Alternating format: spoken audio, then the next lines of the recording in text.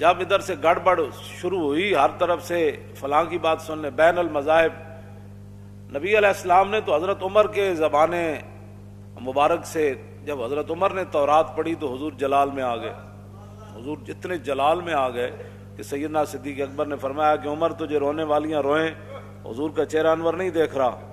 پھر حضرت عمر نے آپ کے گھٹنے مبارک پکڑے، کہا کہ ردینا باللہ ربا وبالاسلام دینا وبمحمد رسولا، حضور ہم اللہ اسلام کے دین ہونے پر راضی اور اللہ کے رب ہونے پر راضی، آپ کے رسول ہونے پر راضی۔ تو حضور نے اس موقع پر فرمایا عمر میرے سامنے تورات پڑھتے ہو، آج موسیٰ بھی ہوتے تو میرے پیچھے چلے بغیر ان کا بھی گزارا نہیں۔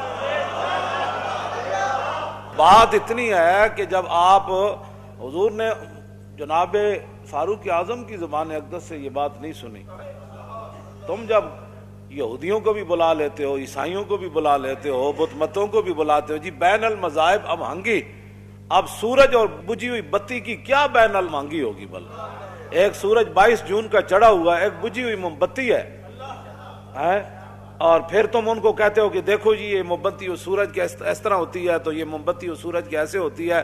تمہیں شرم نہیں آتی؟ جب حضور آ گئے تو بات تو ہو گئی ختم۔ تم نے سنی ہے ان کی، تو ان کے بکواسات وہ کر رہے ہیں نصارے، اور تمہیں آ کر یہاں وہ ہدایات دیتے ہیں، غلاموں چلے جاؤ۔ رسول اللہ تو اس غلامی کو ختم کرنے کے لیے آئے۔ تمہارے دل اندر مر چکے ہیں غیروں کی غلامی کر کے، اور تم قرآن اور حدیث کے مقابلے میں ان کی بجھی ہوئی چیزیں لاتے ہو کہ جی یہ ایسے ہے، یہ ایسے ہے، یہ ایسے ہے، یہ کیا بات ہے؟